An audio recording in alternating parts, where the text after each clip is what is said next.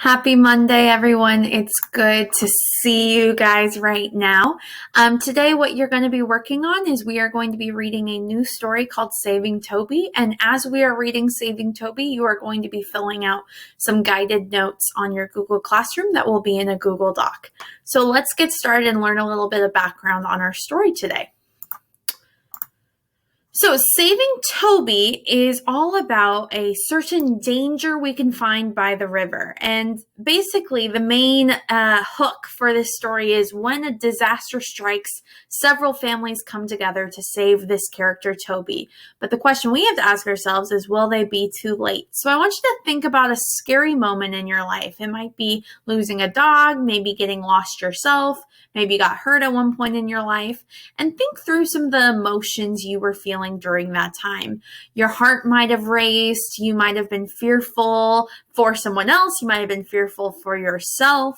You might have gotten sweaty. You might have gotten nervous or scared or fearful. All of those emotions are going to be what some of our characters are feeling in the story when they face a very tragic time. And so we got to get our headspace in the right area to understand what our characters may be feeling. So the two terms that we're going to be talking a lot today are theme and central idea. And these were our first two vocab terms of the year. So I want you to, in just a moment, I want you to tell me, well, you're not actually going to tell me because this is a video, but I want you to think about what these definitions mean. So take a moment, write down the definitions of theme and central idea in a notebook. Let's see if you can remember. If you need a little bit more time, pause the video, but we are going to move on. So theme, check your answer right now. Did you write the main message that an author wants to communicate to a reader? If you did, nice job. You remember what theme means. This is the message or lesson that we can learn. So Bilbo learned a lot of different themes or messages in The Hobbit, like that it's okay to be brave. It's okay to go outside your comfort zone. That would be a theme of The Hobbit. And these are all things that can apply to all people.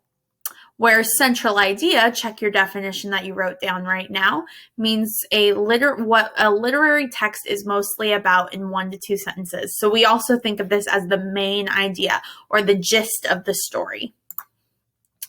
So the strategy that we're going to talk about really briefly, and we're actually going to put into practice today, is asking questions before, during, and after reading.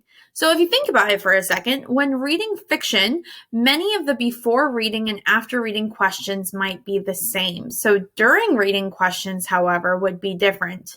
While reading fiction, you might ask yourself questions about the characters, the setting, the conflict, the plot, or the themes of the story. So a couple of common questions that people might want to ask before they read a new story is, what do I already know about this topic?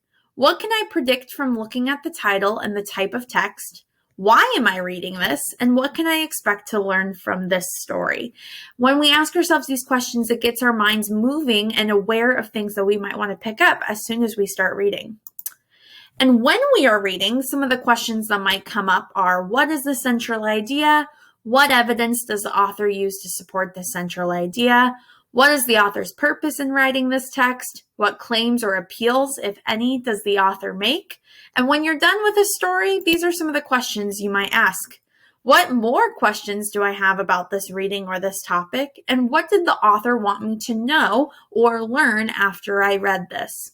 By asking these questions, we're able to get more involved with our text and fully understand all the key aspects that the author wants to communicate to the reader. So we're going to be asking ourselves some of these questions as we read Saving Toby. But before we do that, let's take a moment to go over some of the key terms from our story that we may not know at this point. So the first word that we're going to encounter today is churn, and churn means to turn or stir quickly.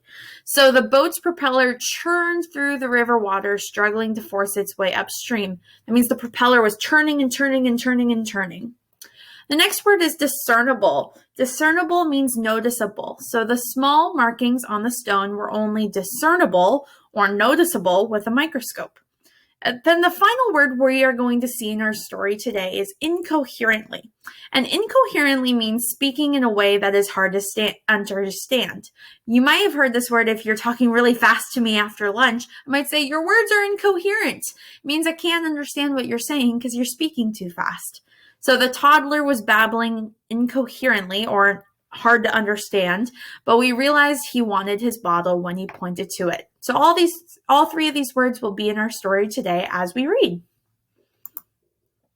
So our story, Saving Toby, is actually going to be an excerpt, which means a small portion from a bigger novel called Sweet Hope. So the excerpt we'll read is from Mary Bush's novel, Sweet Hope. And it's based on the lives of some Italian immigrants and Black sharecroppers. They lived and worked at the Sunnyside Plantation in Arkansas in the early 1900s. So what we're going to notice today is that our author Bush writes about the close connection between these two families. The Italians had been forced into a legal system, and the Black sharecroppers taught them English and how to work in the fields. Together, the families experienced a cruel boss, a murder, a federal investigation, and other crimes. So, while we're not reading this whole book, Sweet Hope, we are going to read a portion or a chapter from this, and we're going to be focusing on how these two families are working together to get out of a tragic situation.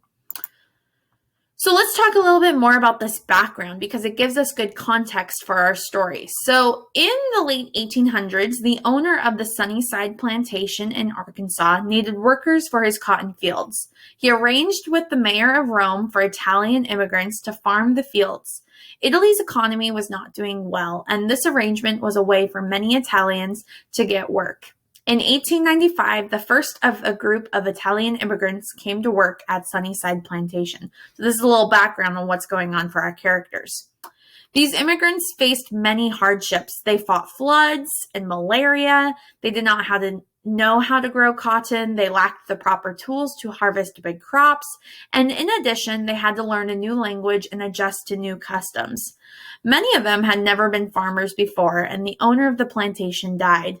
The new owner changed the contract, making it worse for its workers, and many Italians left Sunnyside for other plantations or to return back to Italy.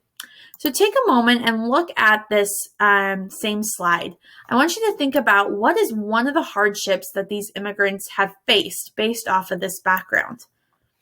Well, there's a lot of things we mention in here. There is unfair work environments, floods, malaria, hard work, hard labor, not being fed or paid enough for your work, and then having to move back and being an immigrant is just very difficult in general.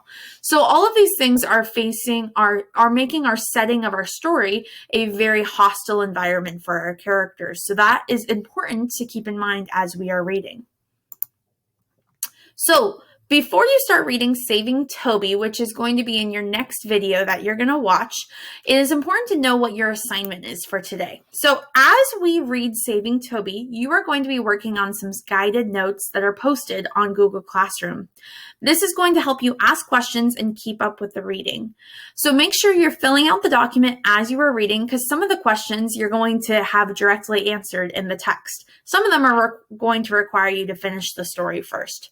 But to get a look at some of the questions you will be answering, on your Google Doc, you have 17 questions, and some of these are fill in the blanks. So you're just going to fill in with the correct answer. Some of these are going to be questions that you're going to need to write a little more about it.